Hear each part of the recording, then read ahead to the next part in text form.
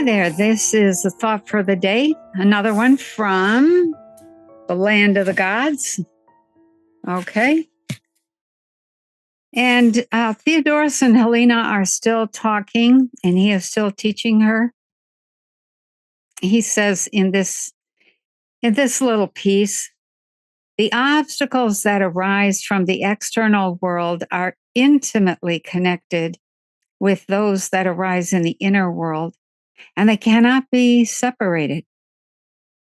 Because external temptations create inward desires, and inward desires call for the external means of gratification.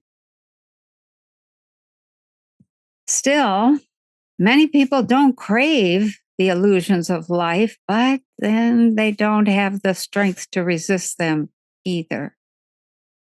Many have a desire to develop spiritually and to gain immortality.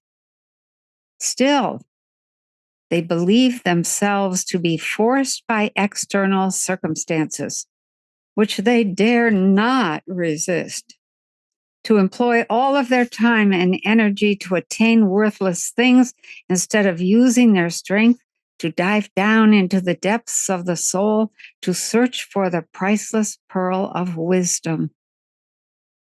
Thousands of people do not have the moral courage to break loose from social customs, ridiculous habits, and foolish urges, which they themselves inwardly abhor, but to which they nevertheless submit, because these are customs and habits that they would be acting against, which is considered to be a social crime.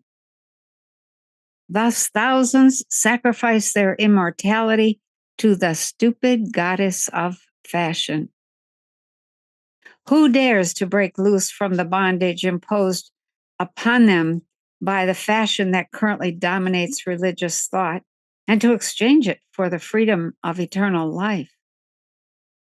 Who dares to face the calumny and contempt of the ignorant to obtain in its place the applause of the wise? Who has the courage to incur the sneers of the imbecile, the ridicule of the ignorant, the laughter of the fool, and gain thereby a light of whose existence those who live in eternal darkness know nothing? But the vast majority drown the voice of reason by speculating on the power of the intellect. Rather than have their vanity suffer, they allow their spirit to starve. Rather than be crucified and resurrected into immortal life, they submit to the galling chain. They lose their appreciation of liberty and, becoming used to their chains, begin to love them and to impose those same chains upon others, thus proving true the saying of the poet, "It is the curse of every evil act that it must forever give birth to evil." So think about that.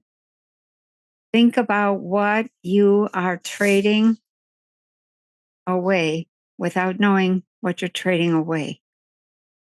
Do you think, do you believe, can you conceive of the idea that it's possible to become an eternal being, a being of light, a being of love, a being that doesn't suffer, isn't cold, doesn't have to deal with hunger, finding food, doing the dishes, paying the electric bill, and so on and so on? Can you even conceive of that? Think about it and have a wonderful day. Thank you for listening.